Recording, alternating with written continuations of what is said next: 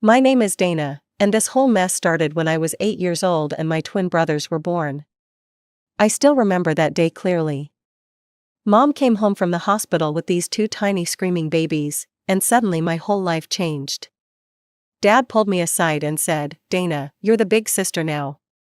These boys are going to need you." I thought he meant like helping sometimes or playing with them. I had no idea I was about to become their full-time nanny. From day one, I was changing diapers.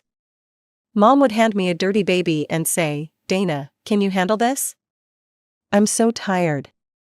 Then it became heating up bottles at 2 a.m. because, "Dana, you're already awake, right?" Pretty soon I knew their feeding schedule better than my parents did. The twins were Jake and Matt. They looked exactly the same except Jake had a tiny birthmark on his chin. They were cute babies, I'll give them that, but man, they were a lot of work. When they started crawling, I had to watch them constantly. When they started walking, I had to chase them around everywhere. Mom and Dad would disappear for hours, leaving me to deal with whatever chaos the boys created. By the time I was 10, I was basically running the household. I'd wake up early to get the boys dressed, make them breakfast, and keep them entertained while Mom slept in. Dad left for work before anyone else got up, and Mom always had some excuse about being exhausted or having a headache. When the twins started preschool, guess who walked them there every morning? Me. Guess who picked them up every afternoon? Also me. I had friends at school who wanted to hang out, but I always had to say, "Sorry, I have to watch my brothers." The worst part was that I actually loved Jake and Matt. They were funny little kids who looked up to me like I was their hero. Jake would bring me his drawings from school, and Matt would crawl into my lap when he had bad dreams. They called me sissy and would run to me when they got hurt instead of going to Mom or Dad. When I turned 13, things got even worse. The boys were 5 now and in kindergarten, but somehow I was busier than ever.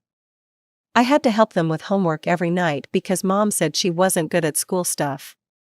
I had to pack their lunches because Dad left too early and Mom was not a morning person. I had to take them to soccer practice, birthday parties, doctor appointments, basically anywhere they needed to go. My own grades started slipping because I was so tired all the time. I'd stay up late cleaning the kitchen and getting the boys' stuff ready for the next day, then wake up early to get everyone ready. My teachers kept asking if everything was okay at home, but what was I supposed to say? That my parents had basically handed off all their responsibilities to me? One night when I was 14, I finally snapped. The boys had been particularly difficult that day, and I'd spent 2 hours trying to get them to do their homework while also trying to do my own. Mom was watching TV in the living room. "Mom, I need help," I said, standing in the doorway with Matt crying behind me because he couldn't understand his math worksheet. "You're doing fine, honey," she said without looking away from her show.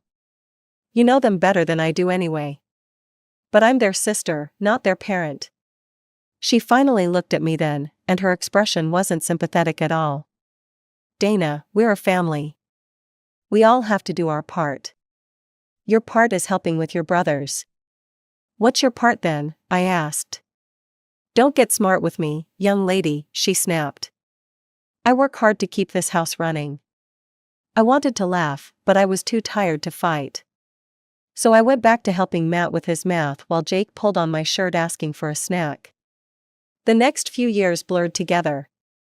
High school started, and I thought maybe things would get better. Maybe Mom and Dad would step up more with the boys since I'd be busier with my own classes and activities. Instead, they somehow expected even more from me. "Dana, can you drive the boys to their baseball games?" "I have book club," Mom would say, tossing me the car keys before I could even respond. "Dana, Matt needs help with his science project. You know how creative you are," Dad would add, not looking up from his newspaper. I went to exactly 0 school dances in high school. I had exactly 0 time to date or hang out with friends because every spare moment was spent dealing with Jake and Matt's needs. Don't get me wrong, they were great kids, and I loved them to pieces. But I was drowning. My guidance counselor called me into her office junior year. "Dana, your grades are good, but you seem stressed. Is everything okay?" Yeah, just busy with family stuff, I said.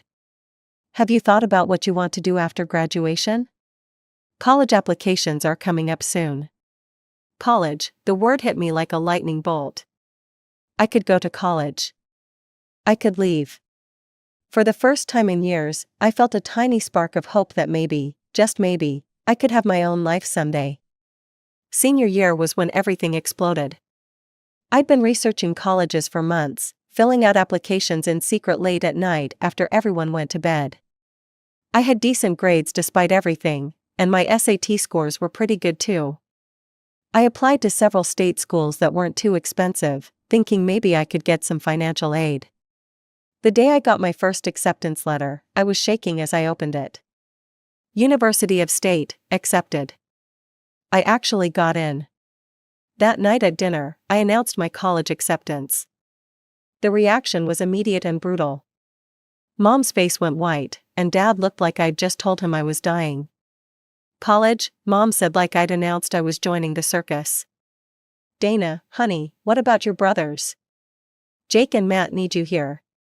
We don't have money for college tuition, Dad added quickly. All our resources are going toward the boys' futures. Besides, you don't need college, you're good at taking care of people.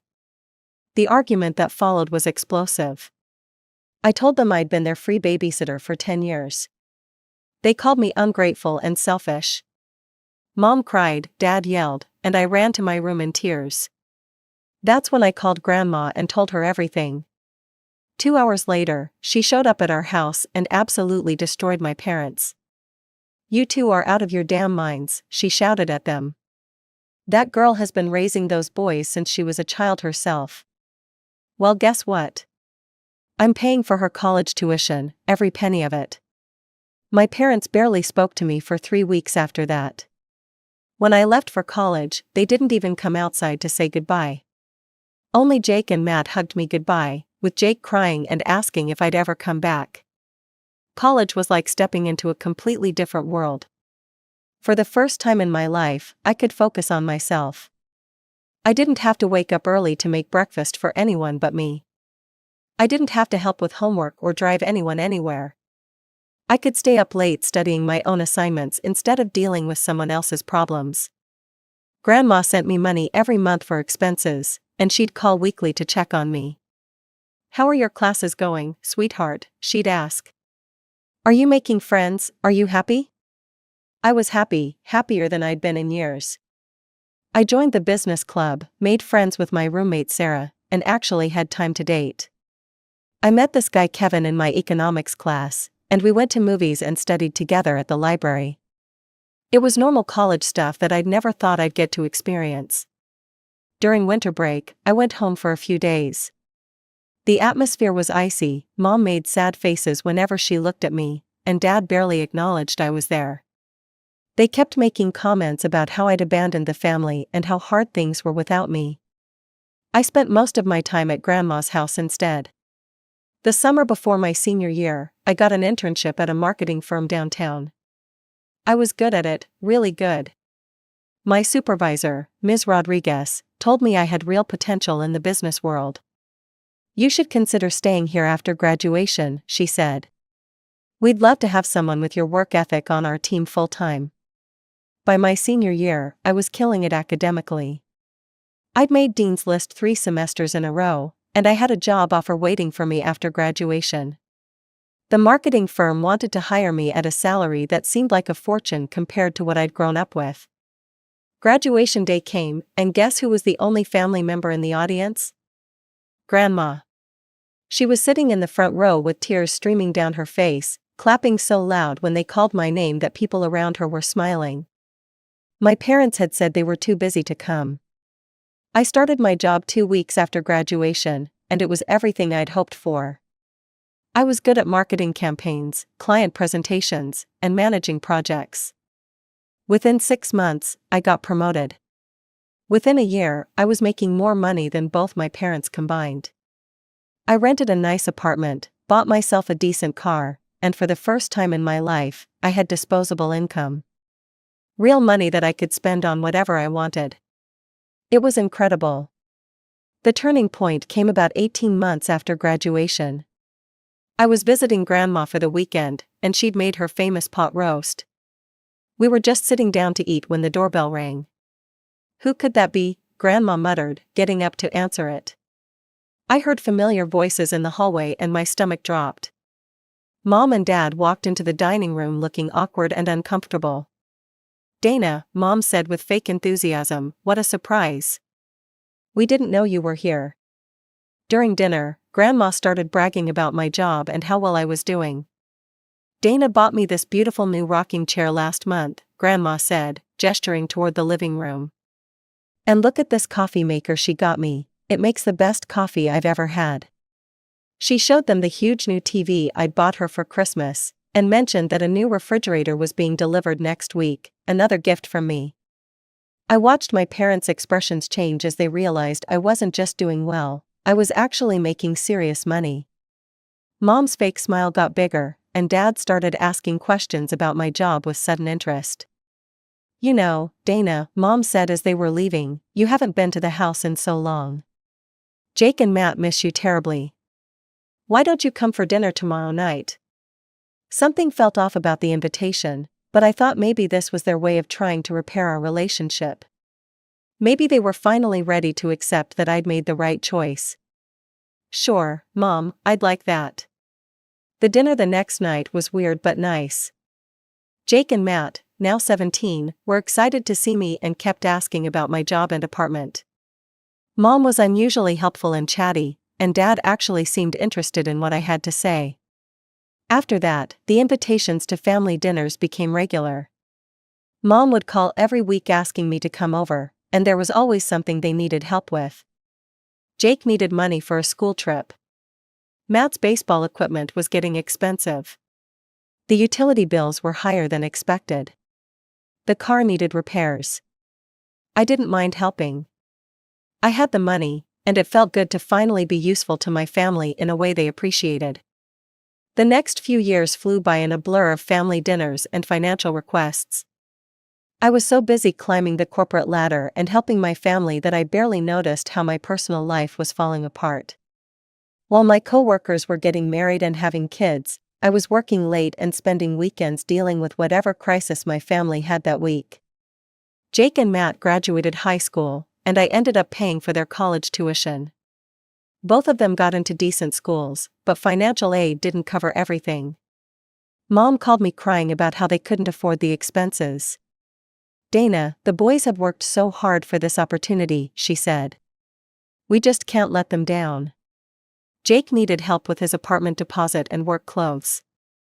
Matt decided to pursue a master's degree, which meant more tuition and living expenses. There were always new reasons why they needed my help: car repairs, medical bills, rent increases. My parents weren't much better. Dad's health issues meant he had to cut back his work hours, and Mom still wasn't working. I ended up covering their mortgage payments, utility bills, and groceries when money was tight. "You're such a blessing to this family," Mom would tell me regularly. "I don't know what we'd do without you." The praise felt good, but something was starting to feel off. I was 31 years old, single, and spending all my free time and money on my family. I hadn't been on a real vacation in years because I was always worried about some family crisis. My friends from college were all moving forward with their lives, getting married, buying houses, having kids. Meanwhile, I was stuck in this cycle of work and family obligations that never seemed to end. The truth was, I'd become so focused on being the family provider that I'd forgotten how to be anything else. Work was good, I'd gotten several promotions and was making excellent money. But outside of work, my entire existence revolved around my family's needs. They depended on me. They appreciated me. For the first time in my life, I felt truly important to them. That all changed on a Saturday afternoon when I was visiting my parents. I was sitting in their living room, half listening to Mom complain about the neighbor's loud dog, when my phone buzzed with an urgent email from work. It was from a major client, and I needed to respond quickly with some detailed information. The email was long and complex, and trying to type a professional response on my phone was going to be a nightmare. I noticed Mom's laptop sitting on the dining room table, the one I'd bought them a few months ago. "Mom, can I use your laptop for a few minutes? I need to answer an important work email." "Of course, honey, you know the password, it's the boy's birthday." I opened the laptop and immediately noticed that Mom had some kind of messenger app open on the desktop. Messages were popping up constantly, and the notification sounds were distracting. I tried to close the app so I could focus on my email, but accidentally clicked on one of the message notifications instead. A family chat opened up in front of me. I could see it was a group conversation between Mom, Dad, Jake, and Matt. My name caught my eye in the most recent messages, and curiosity got the better of me. What I read made my blood run cold. Jake had written, "Is the walking wallet coming over today?" Mom replied, "Yes, she's here now. I'm going to ask her for money for Dad's doctor bills." Matt chimed in, "Good, because I need to hit up the walking wallet too, my rent went up again." Dad added, "Make sure you butter her up first. She's more generous when she thinks we appreciate her." I scrolled up through more of their conversation, my hands shaking. They had been calling me the walking wallet for months. They joked about how easy it was to get money from me, how I was so desperate for their approval that I'd pay for anything they asked for. "The walking wallet is so pathetic," Jake had written a few weeks ago. "Still single at 31 because she spends all her time running to help us." "At least she's useful," Matt replied, "better than when she was being all rebellious about college." Mom had added, "She's lucky we let her back into the family. The least she can do is support us financially." They made fun of my loneliness, my eagerness to please them, my need for their approval. They discussed which one of them should ask me for money next, and how much they thought they could get out of me for various fake emergencies. I felt sick to my stomach. These people I'd been supporting for years, the family I thought finally appreciated me, saw me as nothing more than a human ATM. A walking wallet. With trembling fingers, I took screenshots of the most damning conversations. Then I used my phone to record a video of me scrolling through the chat, just in case they tried to claim I'd edited the screenshots. I managed to close the messenger and answer my work email, though I could barely focus on typing. When I was done, I walked back to the living room where Mom was still going on about the neighbor's dog. "I just got called into work," I lied, "I have to go." "Oh, that's too bad. I was hoping we could have dinner together," Mom said with fake disappointment. "By the way, your father has been having some health issues, and the doctor bills are really piling up. I was wondering if you could help us out this month?" I looked at her sweet, innocent expression, the same face that had been plotting with my brothers about how to squeeze more money out of their walking wallet. "I'll think about it," I said, grabbing my purse. "Of course, honey, take your time. We know you're always so generous with family." I drove home in a daze, the screenshots burning like acid in my phone. 23 years old, I'd been their unpaid babysitter. Now at 31, I was their unpaid bank account. The only thing that had changed was the type of service they expected from me. They'd never appreciated me. They'd never been proud of me. They'd just found a new way to use me, and I'd been so desperate for their love that I'd fallen for it completely. For the first time in years, I saw my family clearly. They weren't grateful, they were parasites. They weren't loving, they were manipulative. And I wasn't their beloved daughter and sister, I was just their walking wallet. For 2 weeks after discovering that chat, I avoided my family completely. Every time Mom called asking me to come over for dinner, I made up excuses about being busy with work. Every time Jake or Matt texted asking for money, I said I was dealing with some financial issues of my own. The truth was, I needed time to process what I'd learned and figure out what to do about it. I kept looking at those screenshots on my phone, reading their cruel words over and over again. Walking wallet, pathetic, at least she's useful. Then Mom called about her birthday party. "Dana, sweetheart, I'm having a birthday dinner this Saturday. I was hoping you could get me that new smartphone I've been wanting. You know how much I'd appreciate it." Even now, even during her birthday invitation, she was asking for money. The audacity was breathtaking. "Sure, Mom, I'll be there," and I'll bring you a very special gift." "Oh, wonderful, I know it'll be perfect." She had no idea how perfect it was going to be. I spent the week preparing. I put together a slideshow that started with old family photos, pictures of Mom and Dad when they were young, photos of me as a little kid, cute pictures of Jake and Matt as babies. Then I added screenshots of their chat conversations, making sure each message was clearly visible and easy to read. Saturday evening arrived, and I showed up at my parents' house with a beautifully wrapped box containing a USB drive. The house was full of people, aunts, uncles, family friends, neighbors. Grandma was there too, sitting in her favorite chair and looking elegant as always. "Dana," Mom practically squealed when she saw me, "I'm so glad you made it." She hugged me like we were the closest mother and daughter in the world. Jake and Matt both came over to say hello, acting like loving brothers who definitely didn't refer to me as a walking wallet behind my back. The dinner was nice, with everyone telling stories and laughing. Mom was in her element, being the center of attention and soaking up all the birthday wishes. When it came time for gifts and toasts, she looked expectantly at me. "Dana, honey, would you like to go first?" "I'd love to." I stood up and cleared my throat. "I have a very special presentation for Mom tonight." I pulled out the USB drive and walked over to their TV. I put together a slideshow to show everyone what a wonderful, loving family we have. Mom clapped her hands together. "Oh, how thoughtful." The slideshow started with those old family photos, and everyone made the appropriate sounds. There were pictures of Mom and Dad's wedding, baby photos of all us kids, family vacations from when we were younger. Mom was beaming, clearly loving every second of the attention. Then the family chat screenshots started appearing on the screen. I deliberately slowed down the transition speed so everyone could read each message clearly. The room got quiet as people realized what they were looking at. "Is the walking wallet coming over today?" appeared on the screen in Jake's name. "Yes, she's here now. I'm going to ask her for money for Dad's doctor bills," showed up under Mom's name. You could hear people whispering, "What is this, and is this real?" More messages appeared, "Make sure you butter her up first. She's more generous when she thinks we appreciate her. The walking wallet is so pathetic, at least she's useful." Mom had gone completely white. "Dana, what is this? Turn it off right now." "It's your birthday present, Mom. I'm showing everyone how much my family really loves me." "This is fake," she said loudly. "Dana edited these messages, she's trying to make us look bad." But I was ready for that. I pulled out my phone and played the video I'd recorded of me scrolling through their actual chat on her laptop.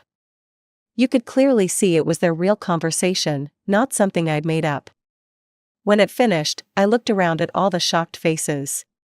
So as you can see, my loving family has a special nickname for me. I'm their walking wallet. For the past several years, I've been paying their mortgage, their bills, their tuition, their rent, their car repairs, their medical expenses, and pretty much everything else they needed. "Dana, you don't understand," Mom started to say. "I understand perfectly. I understand that you've been using me for money while laughing about how pathetic and desperate I am. I understand that the only reason you wanted me back in this family was because I could pay for things." Grandma stood up from her chair, her face furious. "Is this true?" she demanded, looking at Mom and Dad. "Mom, it's not what it looks like," Dad said weakly. "It's exactly what it looks like," I said. "They've been playing me for years, and I was too desperate for their approval to see it."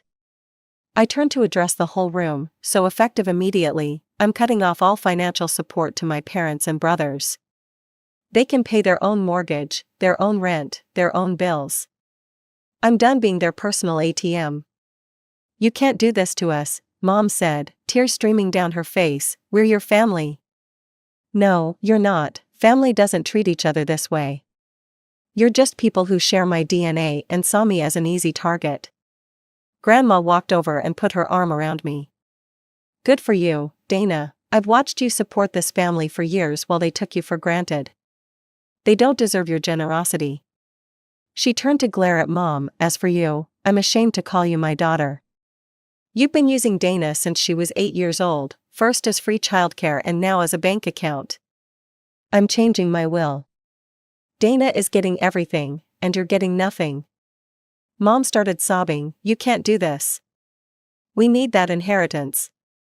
You should have thought of that before you decided to treat your daughter like garbage." I looked around the room one more time. "Happy birthday, Mom, I hope you enjoyed your gift." Grandma and I walked out together, leaving behind a room full of stunned relatives and a family that had finally been exposed for what they really were. Over the next few weeks, they called and texted constantly, begging for forgiveness and asking for another chance. I ignored them all. When they started showing up at my apartment and workplace, I threatened them with a restraining order. Then Grandma and I went to her lawyer's office and made it official. I'm now her sole heir. Mom got a letter informing her that she's been completely disinherited. She sent me an email begging me to convince Grandma to change her mind about the inheritance. I wrote back, "You got exactly what you deserved." For the first time in my life, I'm free. Free from their expectations, their demands, their manipulation. I'm 31 years old, and I'm finally going to start living my own life.